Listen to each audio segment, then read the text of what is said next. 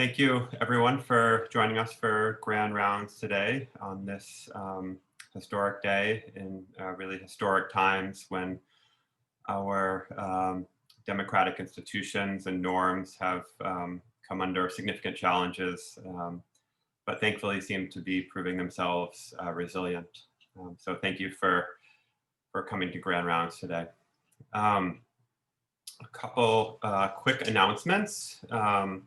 Our Grand Round speaker for next week will be Dani Bassett, who is a professor at the University of Pennsylvania. The title of her talk is Advances in Computational Psychiatry, Understanding Cognitive Control as a Network Process. And today we are very fortunate to welcome Dr. Nabila El-Bassel.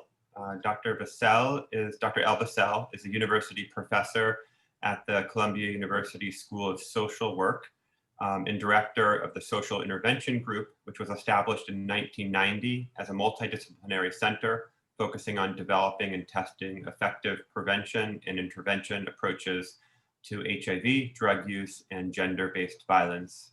Dr. El-Bassel did her undergraduate work at Tel Aviv University and then obtained her master's in social work at the Hebrew University in Jerusalem. She then completed her PhD in social work at Columbia University School of Social Work. Dr. El-Bassel is the director of Columbia University's new Center for Healing of Opioid and Substance Use Disorders, Enhancing Intervention, Development, and Implementation, also known as CHOSEN.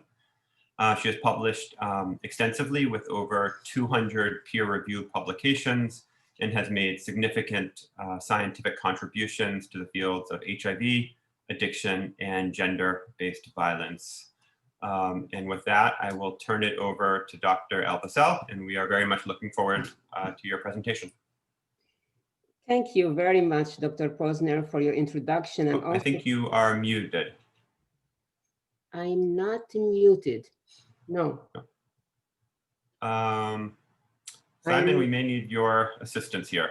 I can hear her. I'm not muted. Yep, I can hear her. Okay, sorry, go ahead. Okay. Anyway, thank you very much for the introduction and for the opportunity to speak at this Grand Round on the Healing Community Study. It is really great honor to present today. And as you say, it is really an historical day.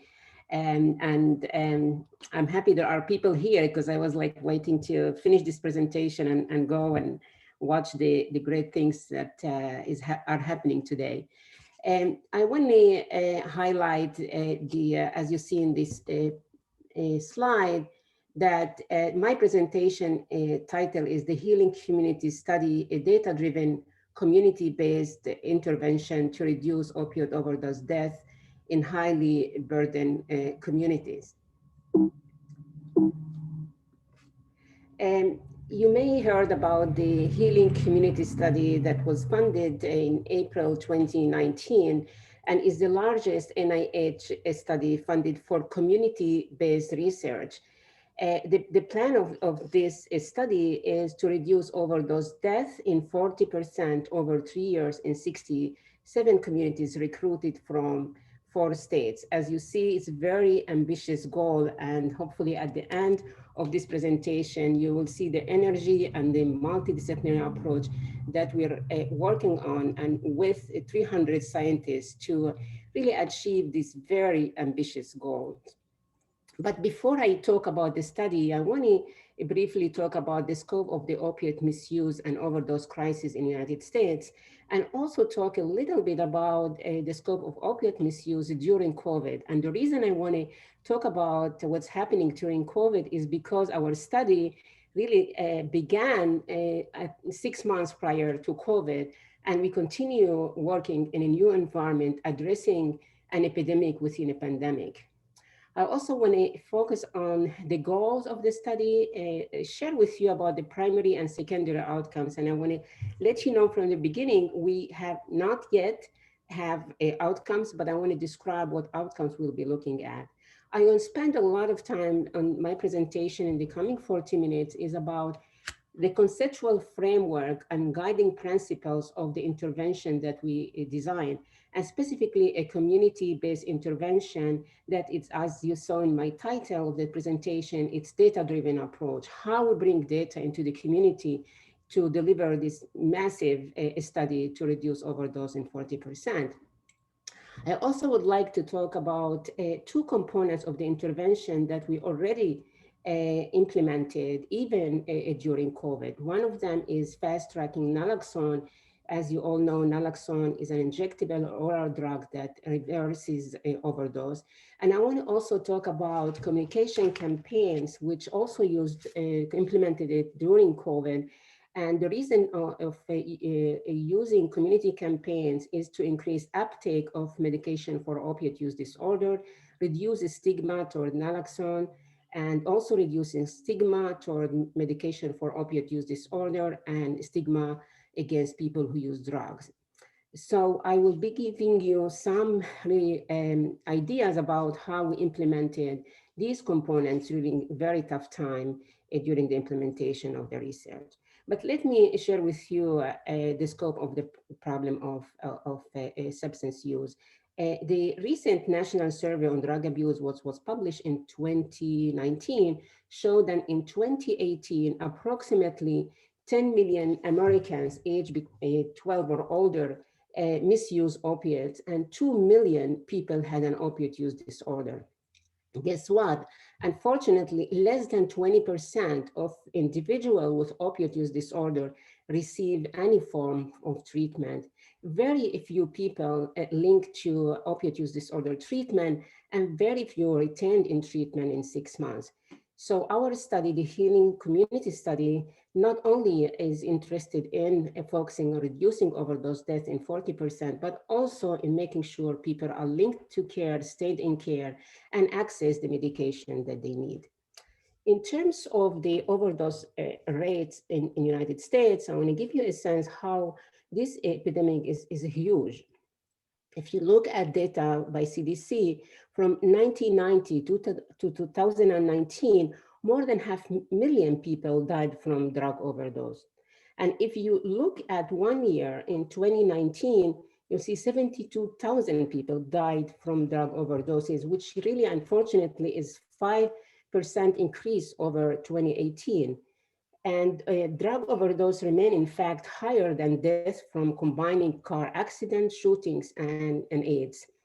I also would like to mention that mortality rates because of overdose, it really has increased significantly, especially among Black and Latinx populations.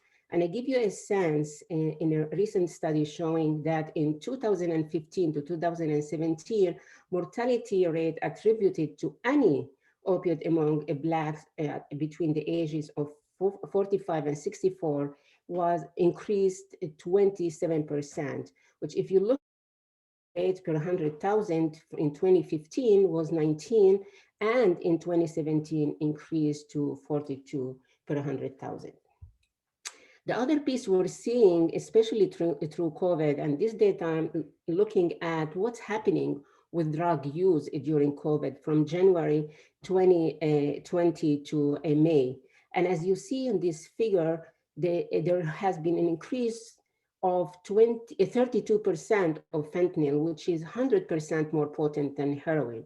We also see increase in cocaine, 20%, in heroin, 13%, and methamphetamine also increased significantly, around 20%. I'd like to also mention there are a number of publications recently looking at drug use during COVID, and it's not only increase in drug use we're seeing, but also the mixing drugs and lack of purity of the drugs, which also increase overdose deaths. What I also want to share with you is data that was published recently on looking at a non-fatal overdose. And as you see in this figure, overdoses increase up to 42% per month during the pandemic as compared to 2019. So if you look at, for example, in February 2020 compared to 2019, there is an increase of 16% a non-fatal overdose. In March of 2020 compared to 2019, increase of 18%. And as you see here, in April, there is increase of 29% compared to 2019, as well as in May, we see a huge increase in 42% non-fatal overdose rate compared to 2018. And we are looking at recent data, and I don't have it here, and unfortunately, the rate of overdose and non-fatal overdose continue to increase over time. But also it's important to share with you that this is recent data by CDC showing that between May 2019 and April 30th, 2020, more than 81,000 people died from an overdose, which is the highest number ever recorded in 1 year period, which does really translate into 18% increase from the previous year. So we're really living in an epidemic within the pandemic. And here, why this overdose happening? Fortunately, we're seeing increase in number of papers really highlighting how we live in an epidemic within a pandemic. But many of the papers show that social distancing leads to people to use drugs alone. Using drugs alone means there is no one to call 911, and we've seen it in the healing community study where people reported that they have no one to call 911 for them to get them into the emergency room, or no people around them to administer naloxone, and that's increased really risk of overdose. Also, there are a lot of papers showing from the perspective of people who use drugs, there is disruption of drug supplies, which really, unfortunately, we're seeing that there is a switch to different types of drugs, which means there is increase of overdose deaths. Access to treatment and services also disrupted, and many during COVID, especially the first several months, drug treatment centers were closed. And there is stigma against people who use drugs, which prevented them from accessing any support during COVID. And there is one piece that I will really highlight. Recently, I looked at the social media platforms where people who use drugs communicate. And I looked at the data from early stages in March 2020 and up to now, and to see what people who use drugs are talking about. And what I found that through the social media platforms, that people who use drugs talked about how they were confused between COVID symptoms and symptoms from drugs withdrawal. And they said that because of these reasons, a number of them really start mixing drugs, using drugs, going to pharmacies, buying drugs, and start using drugs. And many of them said that this confusion led to a drug use. So, but the good news, even during the pandemic, we saw that the federal government created new guidelines to ensure that overdose deaths were reduced and treatment are available to people who need them. The good news, and you may heard and read about, that take-home medication for opioid use disorder and home delivery of methadone were allowed, which is really great. And buprenorphine now can be initiated in persons at home, especially the first contact. And we also learned that despite COVID, naloxone became slowly more available and accessible in pharmacies and in public places. Also, syringe services and workers are considered as essential employees, which is really a wonderful steps. And telehealth services have increased, and reimbursement is now, as you all know, allowed for telephonic only services. And during this time, no HIPAA compliant platforms are permitted, which is really great news. Also, I'm giving you this kind of background to know that this large study, the healing community studies, started, and 6 months later, we have all these changes. We have more overdose deaths. We have a lack of access to treatment and better access, a little bit improvement, where the mission of the healing community study is to reduce overdose death in 40%. So let me give you a sense about where we're implementing the study. And as I said earlier, a reduction of 40% in 4 states. The states include Massachusetts, New York, Ohio, and Kentucky. want to give you a sense of the population in the 4 states. Overall, there are 10 million people in the 67 counties that we are working with. And the rate of overdose deaths range between 27 per 100,000 to 41 per 100,000. And New York, 28 per 100,000. The counties that we selected in New York, which are 16, and the average of rate of overdose deaths is 28%. And that's in fact was one of the requirements of the study. Any counties or community that included in this study need to meet this criteria. Also, the one other requirement in the study is to have half of the communities are rural and half urban county. The good news is that all the 4 states have Medicaid expansion, which really makes really a difference. But also I want to say that 20% of the population across all the sites are Black and Latinx, mainly in New York State. I also want to show you, this is a slide describing the map of New York State, the 16 counties that we included in New York. As I mentioned earlier, the average opioid rate per 100,000 is 28, but also if you look at the red colors in this map, some of the counties, the 16 that we included, really had more, even 30, the rate of overdose is 30 per 100,000. So really these are heavily impacted communities by the overdose deaths. But also I want to go back to COVID, the same counties that are heavily impacted by overdose are also heavily impacted by COVID. To give you a sense of the study, so I want to describe the study design. It's a little bit complex, but it is a multi-site, as we have 4 states, 67 communities. It's a parallel arm design, it's cluster randomized, and we have a wait-listed control trial.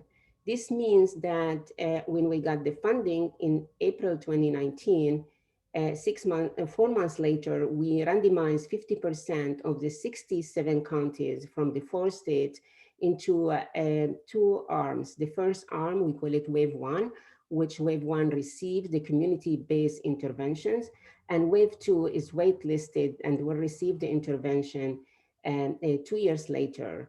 The same intervention and maybe better intervention because it's waitlisted, and we were working on the intervention, design it, and learn from the experience and take a better intervention to Wave 2. In the design itself, given the nature of the study, it's community-based, we use covariate constraint randomization to ensure balance between Wave 1 and Wave 2, and we balance on opioid death rate for previous 2 years on population size, urban versus rural. Again, we have looked at the outcome. We are looking at the outcome as reduction of overdose, and we're comparing this primary outcome between Wave 1 and Wave 2. So give you a sense in terms of the primary and secondary outcomes. So as I said earlier, the ambitious goal is the reduction of overdose deaths, but we're also very interested in other secondary outcomes. For example, we're interested in increasing number of people who are on opioid use disorder who receive treatment. We're interested in helping people use drugs to stay in treatment beyond 6 months, because we know from the literature after people really don't stay more than 6 months. And also we're interested in increasing number of people who receive recovery support and completing treatment, increase naloxone distribution, and also we're interested in a safer opioid prescribing for acute pain across all the healthcare system.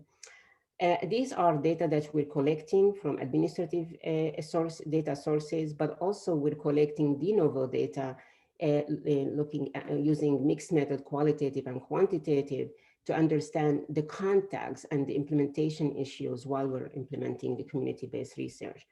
These are the data sources for the outcomes that we collect on an ongoing basis. And as you see here, the certificate, we are also using Medicaid data, Sparks, and Drug Enforcement Administration data, and others are really big data that will help us to look at many of the secondary outcomes, but primarily the primary outcomes. So now I want to move to share with you about the intervention, the community engagement. And here what the healing community study defines and integrate community in addressing the opioid crisis and coming up with a reduction of 40% of overdose rate in 3 years. In every county we work with for wave one, we create a coalition, and the coalition consists of policymakers, health and substance abuse providers, people with lived experience or family members who lost loved ones to overdose, and also governmental officials, law enforcement, and people from the criminal justice system. We also include prevention provider, business leaders, in every community we go and a county in wave one. And overall, the membership between 25 to 40 members in the coalition. The coalition also has champions. The champions are the people who are mobilizing the mission of the coalition. And the mission of the coalition is to deploy evidence-based practices in the community to reduce overdose deaths and to achieve the other secondary outcomes. Like to mention here, we're not doing any efficacy trial to create a new intervention or testing if the intervention works. We're taking evidence-based interventions and deploy them into the community. So the coalition is charged in learning about the evidence-based practices and working together in deploying these evidence-based practices into the communities. I also want to mention that in New York State, our model is really working closely with the health and mental health commissioners, and they are the backbone of what we're doing, because when we complete the study, we want sustainability to be in place. And also the model that we created, and slowly I'll share with you, it's data-driven approach. So the really innovation behind this model of community engagement is that the coalition has access to data ongoing basis to make a data-driven solutions in deploying evidence-based practices into the community. And I want to talk a little bit about the conceptual model of the community engagement that we're using. First, it's based on community-based participatory research. And as you all know, the guidelines of this model is full participation. The coalition participates in all the stages of the research: planning, designing, implementing, and evaluating. And we, in our model, decided really a very conscious decision with a protocol-oriented processes. We make sure that there is equal partnership between the researchers and the community. The second issue is inclusiveness. We are made an effort to make sure that we include in our coalitions marginalized groups as well as people with lived experience. But also I want to make sure that in all the coalition, when we have people with lived experience sitting with the criminal justice expert, sitting with more powerful people in their communities, we need to make, we are making sure that their safety is considered, and we have a protocol in how we implement safety of people with lived experience who are sitting with different stakeholders talking about their own experiences. And also the local context in this community-based research, and you'll see later how we do it, but solutions include data. We share data on an ongoing basis to make sure that we're bringing what is happening in the community into their deliberation and discussion. And as you all know, in community-based participatory research, we share power between the research and the communities. And what you'll see later when I describe the intervention, everything we do is about fostering co-learning, co-designing, and planning together the solution. That's not a simple, really a process to achieve, but we are very conscious in really how we implement this approach. And we talk a lot about this issue of co-learning, co-designing, co-working together with the coalitions and the researchers. And we have a lot of processes in place to capture how we're implementing these guidelines.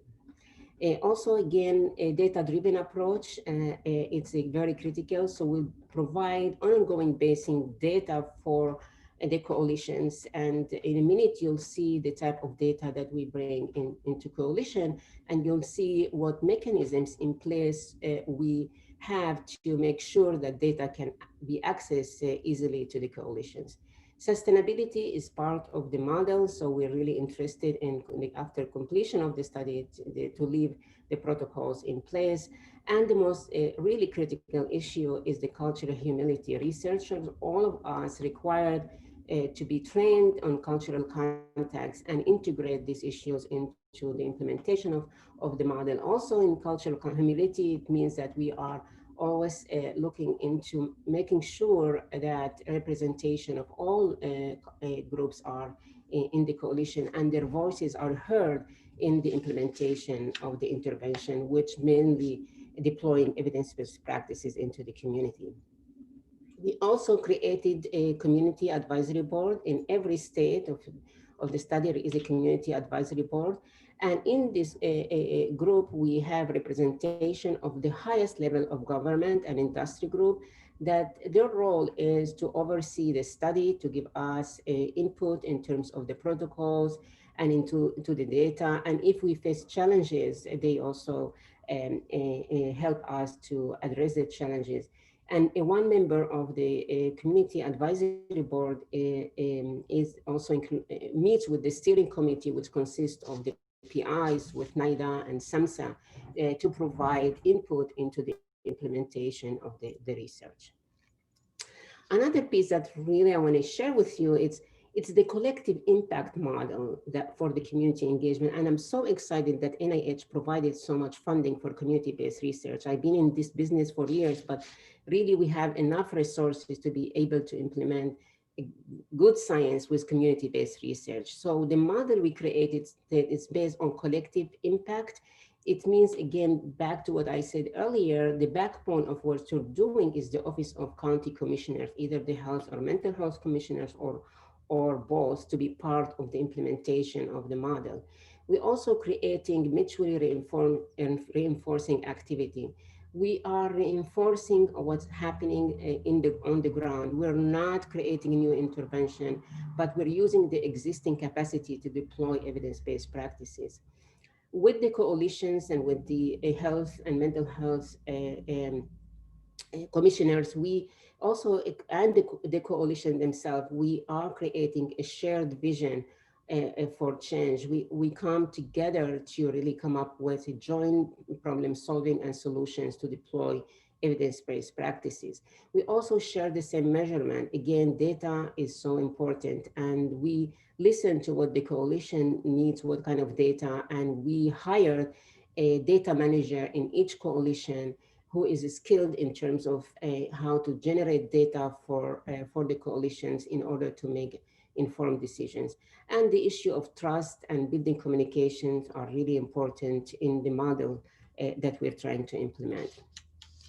But also, you may be familiar with a PRISM conceptual factor model, in which we have a measurement approach. We're measuring all the components of the implementation of the research. We're looking at internal, external factors. We're looking at the intervention.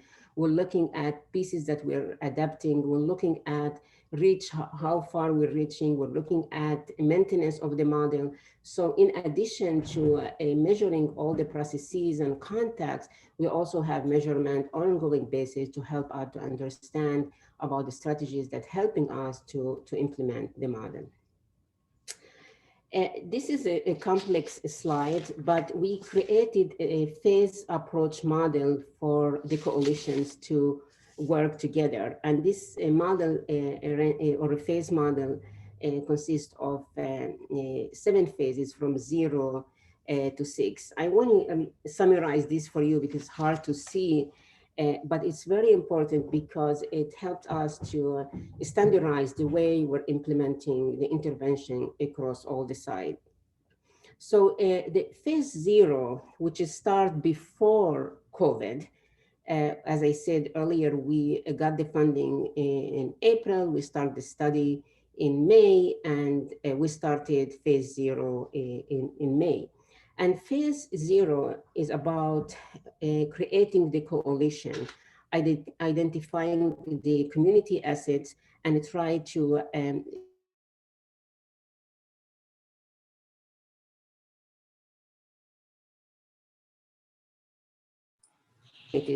coalition for the study. And the other piece that moved to, which is phase two, it's called getting started. We do an assessment to identify gaps and the strategies to deploy the evidence-based practices. And which take 2 months to really complete this stage. And then we move forward the phase two, which really is about heavy piece on trying to understand the context of the county, where the coalitions decide what kind of data they need. They do landscape analysis of the services that are in the community, and they make formal decisions about how they move to identify what kind of processes they need to use to deploy the evidence-based practices. And we continue with this phase, with phase three, with co-learning, co-designing, really coming up with the evidence-based practices.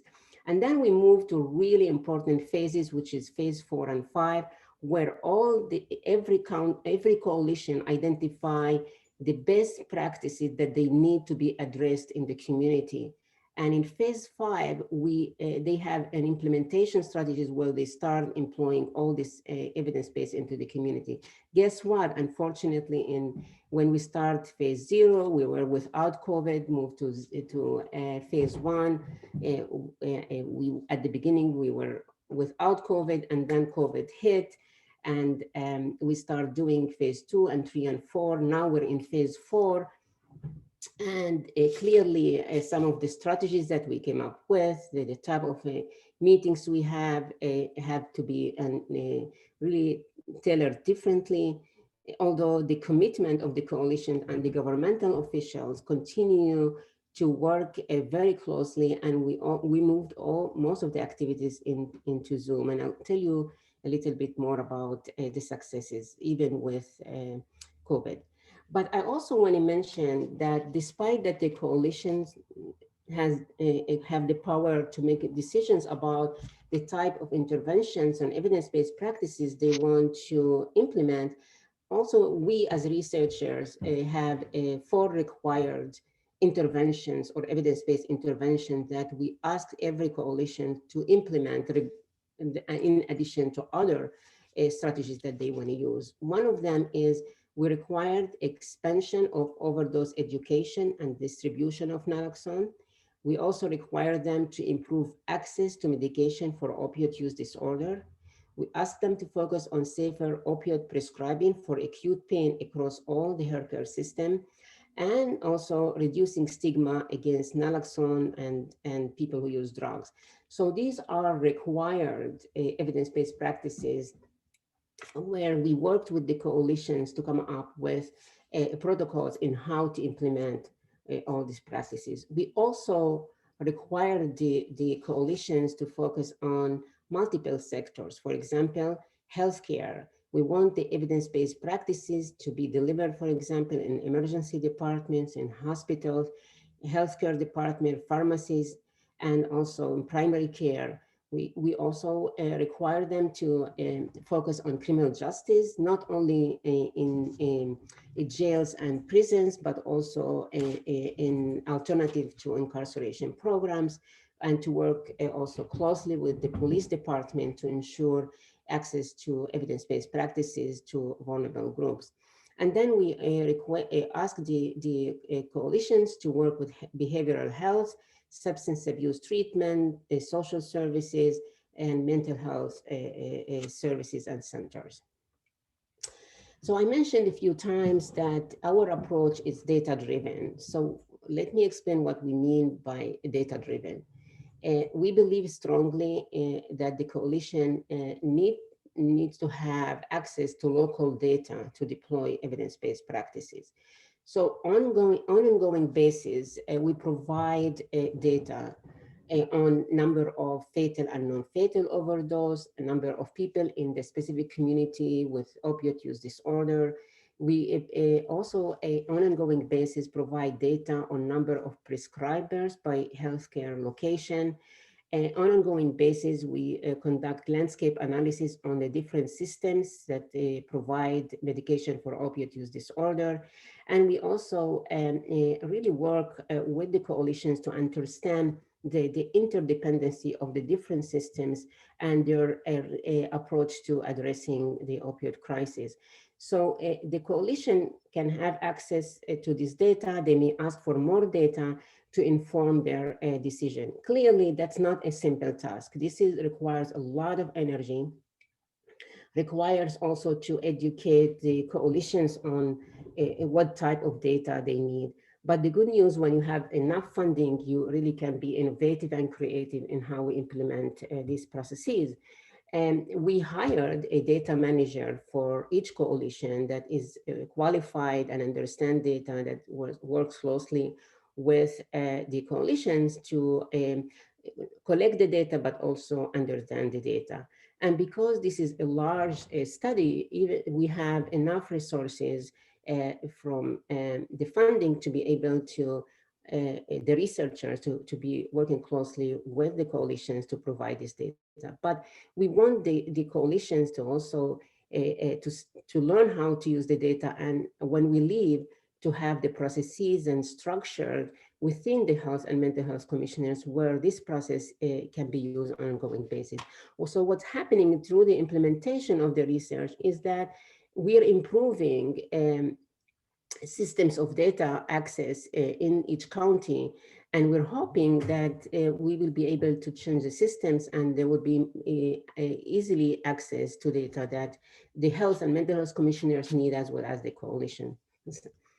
We use a system dynamic modeling approach, and could be a whole presentation by itself, but we have system scientists who work with us to really bring data for the coalitions to understand the complexity of systems and how systems are dependent on each other.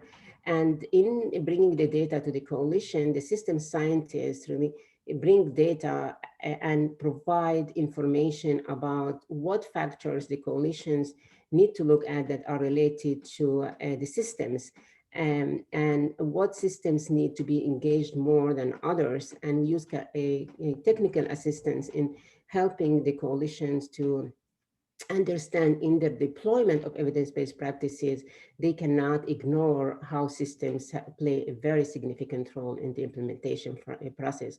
We use a lot of visualization in working with the coalitions, where the system scientists spend time with the coalition to help them to understand the interdependencies of all systems that may influence the deployment of evidence-based practices. So this is like a very complex causal loop diagram in which I had to be honest with you at the beginning, when we start working with the system scientists, we were wondering how the coalitions would understand these complex systems. And in fact, there's so much excitement when the coalitions to spend time with the system scientists to bring this data to their and influence their decisions.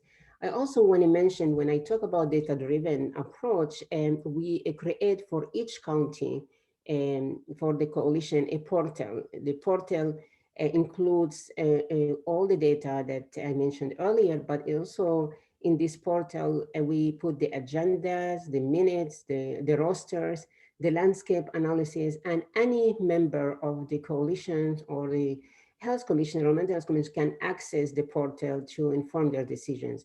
We use a lot of data visualization. We have a staff that focuses on how to visualize the data that we collect. that the coalition members can understand easily. One important piece to highlight in this model, as I said earlier, everything is co-created, co-designed. So even when we worked on the portal, we received a lot of input from the coalitions, and they're really part of the design process. They give us feedback, they change the portal, they decide about what kind of data they need.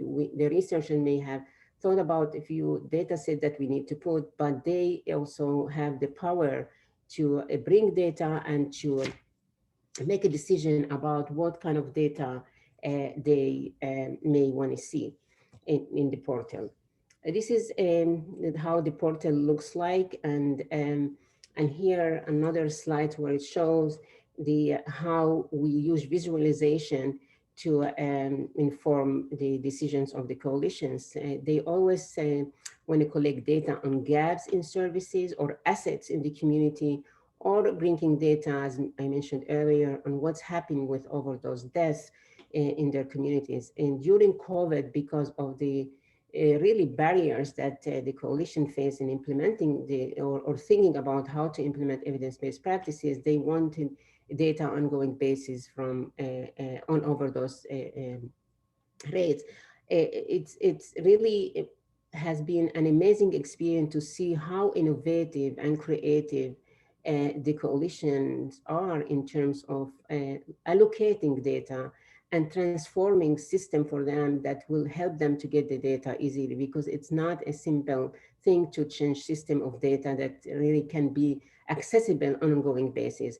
Still a lot to be done, but there's some movement in helping the coalitions to access data as fast as possible. Another piece that is data driven, we created a tool, implementation tool, which is web-based tool in which the coalitions and the researchers access this tool on an ongoing basis, where when the coalition members make a decision about what kind of evidence-based practices they want to promote, and they have to fill out the type of evidence-based practices that they want to deliver, and the barriers of it, and the location and resources. And at the same time, while they're filling out this form, the researchers, the staff that provide technical assistance, they all can access the same form, put notes in the form, and be able to communicate through the implementation of it. So, and this is also a form that was, the idea came from the coalitions, and then the researchers worked closely with the coalitions to refine it and to finalize it. And we were really amazed to see how much support the coalition needed at the beginning, and slowly they are learning how to do it and becoming more flexible, more really knowledgeable and comfortable with the forms. So even during COVID, we have seen really amazing participation rates. The coalitions remained very active and met on Zoom, and the participation rate even was higher than before COVID. During COVID, we saw that the number of new members on the coalition increased compared to before COVID. And right away, people have felt comfortable using Zoom. We, the researchers, were very concerned, but luckily, really, this shift was not so hard. And despite COVID, in our 8 counties for wave one, they came up with more than 100 implementation strategies. Now they're ready, they're in phase 4, and they're ready to start thinking about the implementation. Clearly, because of COVID and because of the different guidelines that we have now, the world looks differently, although they came up with 100 implementation strategies for evidence-based practices. Now we're really into how you implement them in this new reality. But they're so creative and so involved that they are coming with different strategies of implementing the evidence-based practices, although there are barriers that the coalitions are talking about and facing, and we as researchers working with the coalitions to identify the really barriers of implementation of these evidence-based practices. I want to give you examples of how we dealt with the study during COVID, and I want to focus on fast-tracking naloxone and media campaigns. So to prevent overdose deaths during COVID, the coalitions focus on increasing access to naloxone education and distribution. The coalitions did a kind of fast field scans for where naloxone should be placed in order to save lives.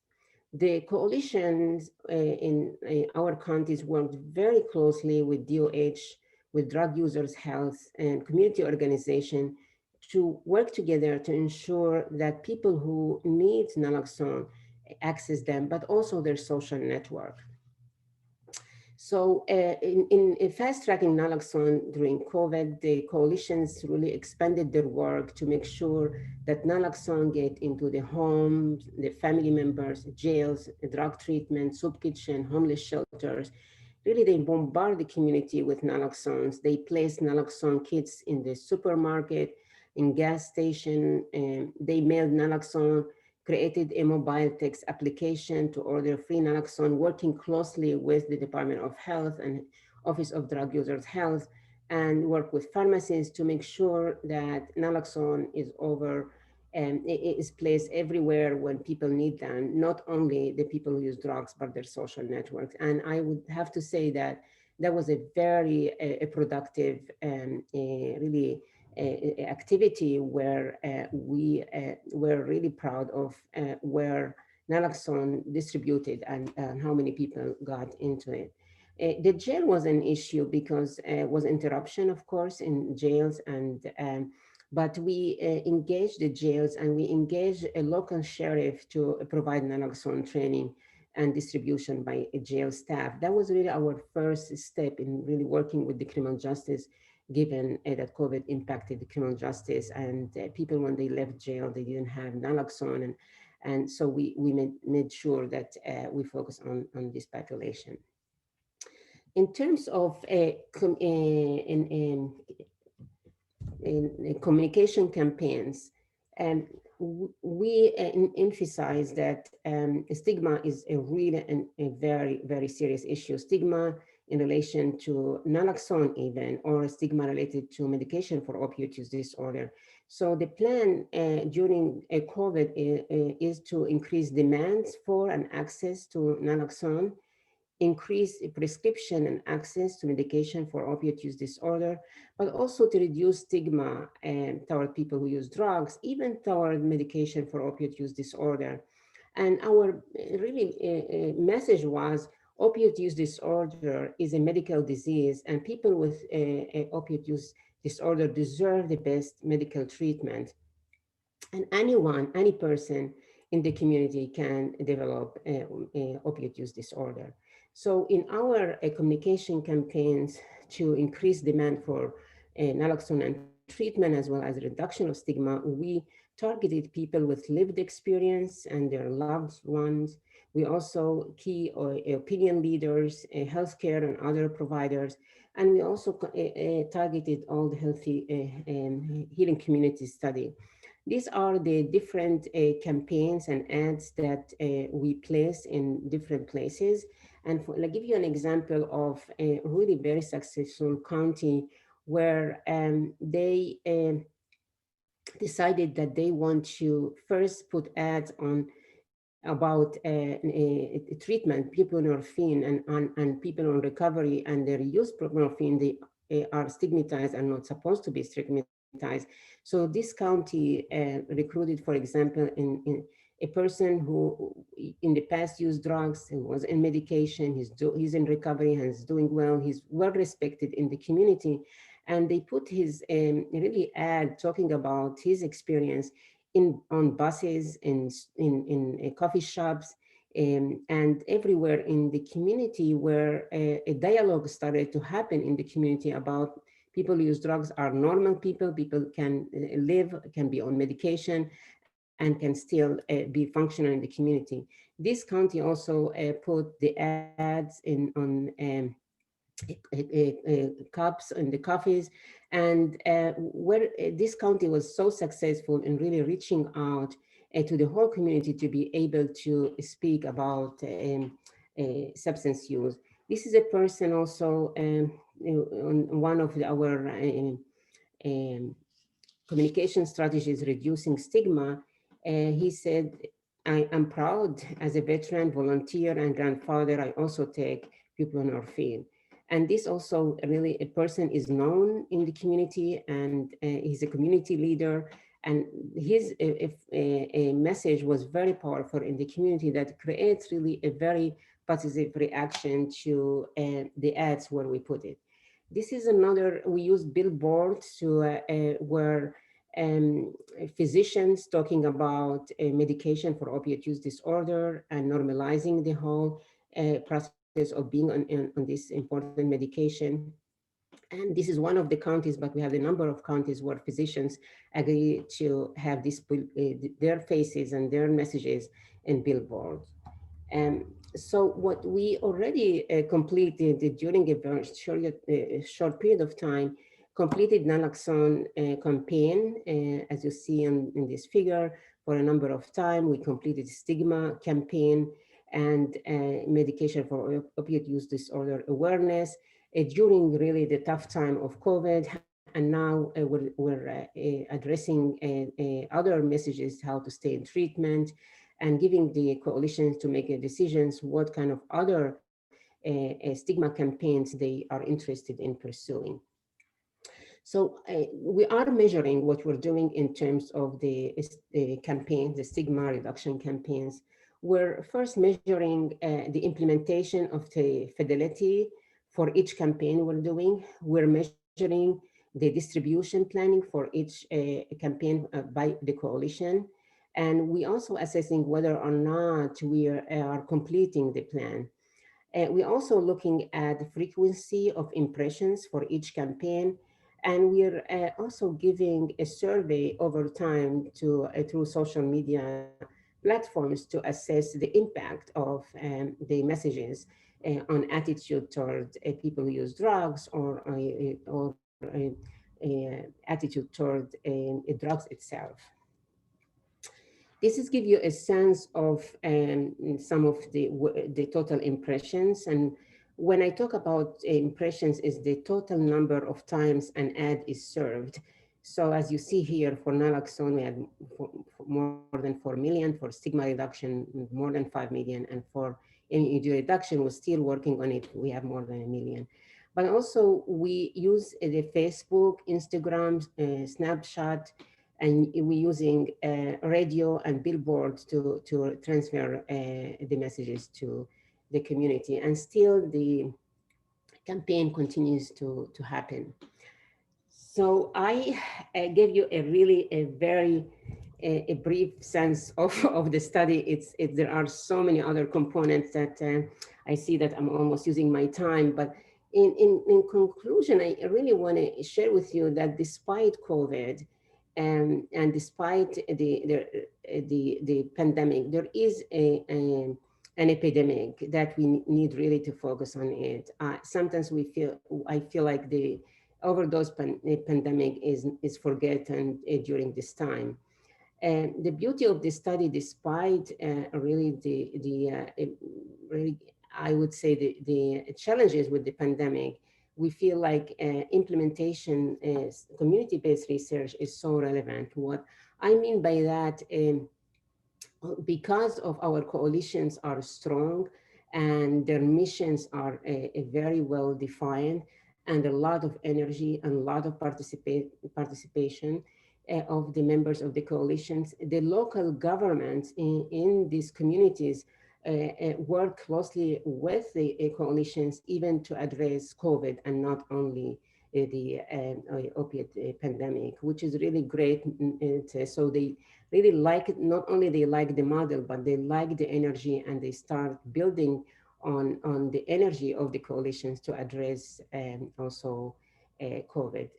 We believe so far this model that we created for addressing a substance use issue can also be tailored and used to addressing other diseases in a very short of time, because we have been out on a year and 2 months, but we believe strongly in the model. But also I want to mention that this work cannot be done unless there is a huge collaboration of the local government as well as the health and mental health commissioners. Also, we work closely with the New York Office of Alcohol and Substance Use Services. We work closely with the Department of Health, and again, with the local government, the health and mental health commissioners. I also want to mention across the board in the whole study for the 4 states, we have around 250 scientists are engaged in the implementation of the research. And at in New York site, we have around 60 scientists who are involved. We have scientists from social work and scientists from psychiatry. I will miss if I don't really acknowledge Dr. Nad Nunes, who is a multiple PI on the study and his leadership, and also Dr. Francis Levin, who's an investigator on the study, and also Dr. Amy Campbell, who is an implementation scientist. And really our collaboration with psychiatry is so very powerful, and the implementation without the vision of the investigators I mentioned will not be able to really conduct this research. We also have a investigator from Melman School of Public Health, who are really bringing a lot of expertise on looking at social structural issues. We have investigators from the Data Science Institute at Columbia. We also, given the amount of data we're collecting, the Columbia University Technology is heavily involved as a close partner in implementing it, because all the huge data and building the systems and the dashboard, and they're playing a very significant role in creating the dashboard. And then we have scientists from Albert Einstein College of Medicine, Montefiore Hospital, City University of New York, and we have scientists from Cornell, and we have from in New York. And I want to end by saying, although we are in the field maybe 14 months, and but we were able to create a special issue, and it's published in Drug and Alcohol Dependence. And this special issue described all the elements and components of the research, from really how we design the intervention protocols, to the dashboard, to the implementation science. So if you would like to read more and get more sense of the study, you please go and visit this special issue that was published in 4 months. So let me stop here and see if you have any questions. And thank you. Thank you so much, Dr. El-Bassel. That was a really fascinating talk, and such important work. It's really interesting to hear about how the integration of community engagement in research. That level of integration is certainly new to me, and I suspect to many other people listening today. So I guess I'll get us started with one question. In the beginning of your talk, you spoke about some of the causes of overdose and death, and I was expecting you to mention the case in Deaton idea of deaths of despair, which I was interested to see that you didn't mention that. And I was wondering if that was intentional, or if you feel that is perhaps not a useful way of thinking about this. No, absolutely, absolutely. It is. all the poverty and social, structural, and social determinant of health guided our approach. And I didn't have a chance to talk about it, but it's part of the measurement, it's part of the advocacy we do, it's part of the implementation phase. So I apologize for not talking about it, but it's an integral part of what we do, and it's a serious one. Wonderful, thank you. So there is a question from Mina Rizk asking, is there data on the percentage of suicide among opioid overdoses? Is there a way to assess suicidality as part of the HEAL study? We are, in fact, looking at this data through social media and looking at Reddit, the Facebook, where a drug involved people are discussing how they're moving from a drug use to from use to addiction to really to suicide and trying to kill themselves. That's really the part that we're using to look at it. The coalition so far did not look at or did not ask for data to inform their decision about this issue. So, and we're not collecting this data. So that's really an issue that I appreciate it, and we're not looking closely at it. So the next question is from Ezra Susser, who compliments you for giving such a great talk, and then asks, given that drug use and COVID are both divisive issues in many communities, how do you develop an inclusive and unified approach? Unified approach to address the opioid crisis or opioid overdose events during COVID. We focus a lot on the changes in the guidelines now in terms of how people access drug treatment during COVID.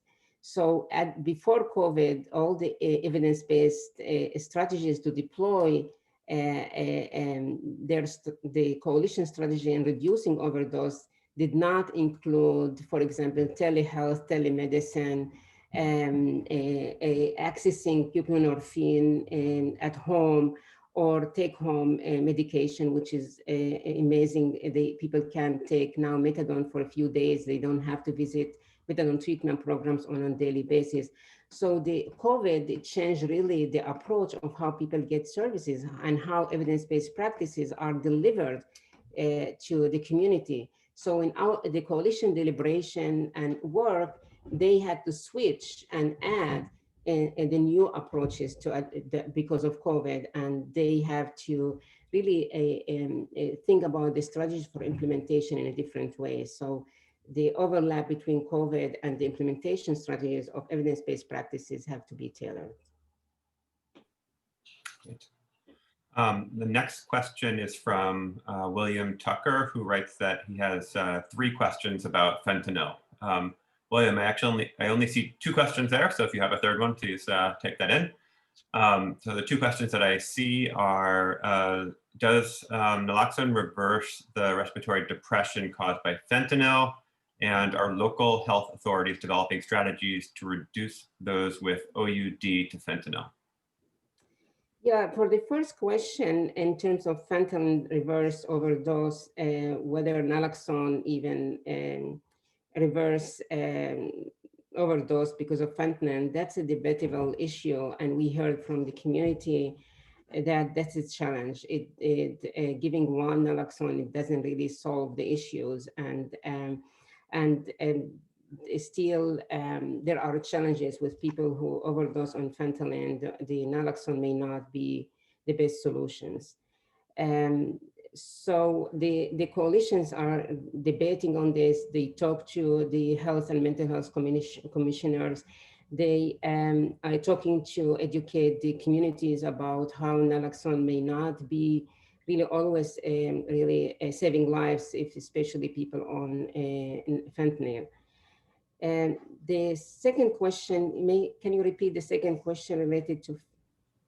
Sure, it was Are local health authorities developing strategies to reduce those with OUD to fentanyl?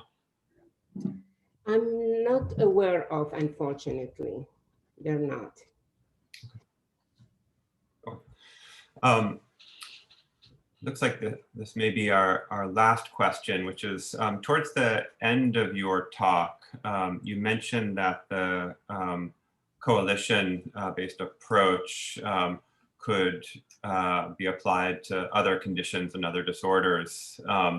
Wondering if you could, if there were specific things that you had in mind, or if there are programs that your colleagues are starting to develop, if you could enlighten us, that would be wonderful. Sure. I'm an HIV researcher, and I've been doing HIV research for more than 20 years.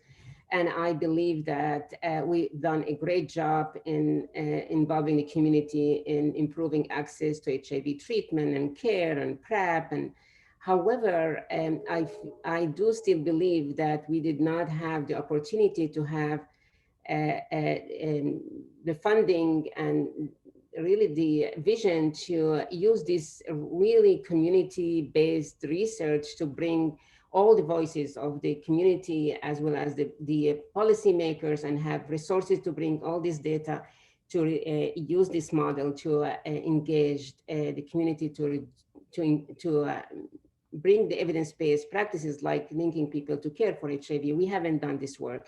I really want to go back as a HIV researchers and implement this model. That's one area. The other area is, again, it's going to my interest and my work on domestic violence. And still, domestic violence is a very serious issue. And in the past 20 years, I have been doing work on domestic violence and violence against women who are using drugs. And I would like to also to apply this model in using community-based approach and data-driven approach to address this issue. The third piece, I think, is mental health issues also can use this model and really use the power of the community to reduce mental health issues. And that would be a powerful approach to use. Wonderful. And I'm sure there'll be many people at the Psychiatric Institute who would want to work on that with you. Thank you. The next question is from Sydney Hankerson, who thanks you for a wonderful presentation, and then asks, given the significant rise in overdose mortality among Black and Latinx adults, were any of the evidence-based interventions culturally tailored or adapted to reach these populations? Yeah, that's a great question. And as mentioned in my presentation, 20% of the population in our counties are African American and Latinx. And we made really a very conscious decision is to make sure that the coalitions are diverse and the coalition address the unique needs of the community of color in our approach.